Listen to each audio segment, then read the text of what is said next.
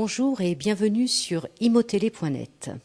Le marché attend avec impatience maintenant le lancement des premiers OPCI.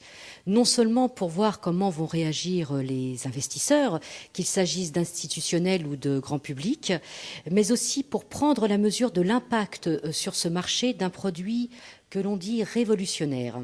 Alors pour vous, nous avons interrogé différents professionnels et acteurs de ce marché. Sur ce sujet, bien évidemment. Bernard Baret est le premier intervenant et tout au long de la semaine prochaine, vous entendrez Éric Cosra, Guy Marty et Mike Morris. Bernard Baret, bonjour. Vous êtes directeur de la gestion des fonds immobiliers chez SGAM AI REM, le groupe Société Générale. Alors, une première question. Où en sommes-nous au niveau des OPCI ? Oui, en effet, depuis le temps qu'on parle de la sortie de ces fameuses OPCI, ça peut devenir une véritable arlésienne. Non, en réalité, nous disposons maintenant d'à peu près tous les textes légaux et réglementaires. Ce qu'il nous manque, c'est le véritable texte d'application, c'est-à-dire le règlement général de l'autorité des marchés financiers et l'instruction corrélative. Nous disposons des projets et ces textes devraient sortir d'ici un petit mois, je dirais d'ici la fin du mois d'avril. Partant de là, il reviendra ensuite aux sociétés candidates à la gestion des OPCI de se faire agréer. Donc là, cela prendra également un certain délai pour que l'autorité des marchés financiers examine tous les dossiers, etc. Bref, sans trop rentrer dans des détails, nous imaginons que les premiers OPCI pourront naître, disons, à la rentrée, ou si ce n'est sur la plage en été, mais plutôt à la rentrée. Les règles de corporate gouvernance vont à l'évidence jouer un rôle majeur dans le succès de ce projet. Est-ce que le dispositif prévu vous semble correspondre aux préoccupations de tous et en particulier des souscripteurs ? Écoutez, je ne sais pas s'il répond vraiment aux préoccupations de tous, mais ce qui est vrai, vous avez tout à fait raison, c'est que les règles de gouvernance sont tout à fait essentielles aujourd'hui, quel que soit le projet d'ailleurs, que ce soit celui-là ou un autre. Alors là, je ne veux pas trop m'étendre sur toutes les formes possibles d'OPCI, car je pourrais devenir très long, mais disons, pour faire simple, qu'il peut y avoir au moins deux formes d'OPCI, en réalité beaucoup plus, mais l'une dite FPI, Fonds de placement immobilier, qui donc n'est pas dotée de la personnalité morale, un peu à l'instar des fonds communs de placement, et qui sera doté d'un conseil de surveillance, comme les SCPI actuellement. Et puis il y aura une autre forme, les SPICAV. Vous notez la quasi-homonymie avec les SICAV, qui elles seront des sociétés de capitaux dotées de la forme sociétaire et qui en tant que telles disposeront de conseils d'administration, comme les SICAV ou toute société de capitaux. Donc il y aura réellement des organes de gouvernance. Tournons-nous maintenant un peu vers SGAM AI.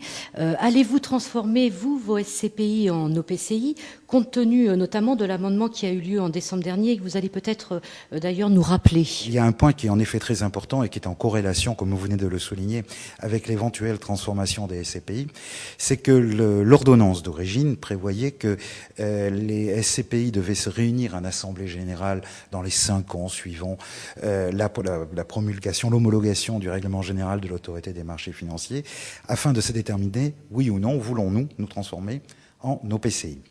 Et que en cas de réponse négative, non, nous ne voulons pas. Certes, ces SCPI pouvaient continuer à vivre leur vie de SCPI, sauf que elles étaient quand même dans une certaine mesure brimées, puisqu'elles ne pouvaient plus, à partir d'une certaine date, il était prévu 2009, peu importe, procéder à de nouvelles augmentations de capital. Alors, ce qui a été modifié en décembre dernier, c'est que, certes, ces SCPI, les SCPI vont continuer à devoir prendre une décision, mais que si elles répondent par la négative, eh bien alors là, pour le coup, elles peuvent continuer à vivre leur vie et pouvoir éventuellement procéder à des augmentations de capital, etc. Bref, ceux qui prévoyaient la mort des SCPI, on sent un peu pour leurs frais, puisqu'elles peuvent continuer à coexister avec ces nouveaux véhicules que sont les OPCI. Quels sont alors vos projets en matière d'OPCI ? Allez-vous créer des OPCI ? Nous allons probablement, sans doute, lancer une SCPI. Vous allez me dire, je ne réponds pas à votre question, mais si, car cette SCPI aurait pour vocation de se transformer en OPCI, modulo, bien sûr, la décision que j'évoquais tout à l'heure d'Assemblée Générale. Mais les souscripteurs à cette SCPI seraient avertis d'avance qu'on leur proposera, que c'est le but, une transformation ultérieure, mais sans les difficultés que j'évoquais évoqué à l'instant, parce que dans une forme précise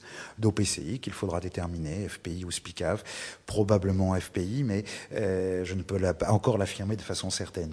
Alors, probablement quand même FPI, parce que le FPI est soumis au régime des revenus fonciers et qu'il permet la déduction des intérêts d'emprunt et que ça peut être intéressant pour des porteurs de parts actuels de SCPI qui demeurent très attirés par ce régime fiscal pour cette raison-là, pour la déductibilité. Et alors, est-ce que ces OPCI que vous allez lancer, notamment celle-ci, mais les futures, je vous le souhaite, est-ce qu'elles seront spécialisées ?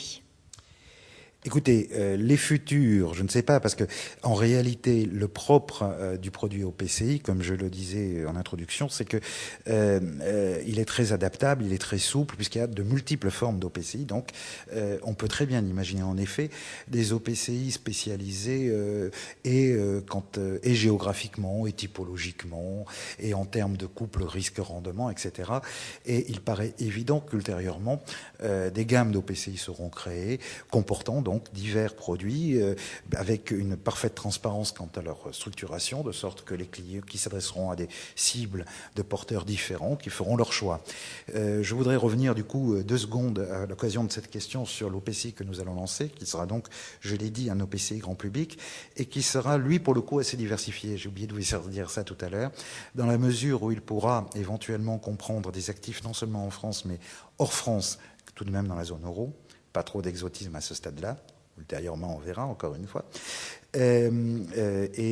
Également, il pourra également comporter une certaine dose de produits entre guillemets un peu plus risqués. Je parle de vente en l'état futur d'achèvement de produits blancs, de produits en blanc éventuellement, pour doper un peu le rendement avec un petit côté un petit peu plus risqué, mais ça reste quand même des produits assez core.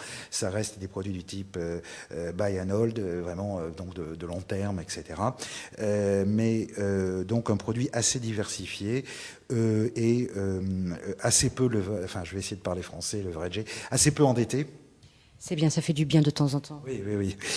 assez peu endetté, enfin endetté dans certaines limites, pour que la dose de risque que j'évoquais tout à l'heure reste quand même très réduite, sachant que c'est quand même un OPCI qui s'adressera à une typologie de clients qui pourraient être des porteurs de parts de SCPI, donc quand même des produits assez core.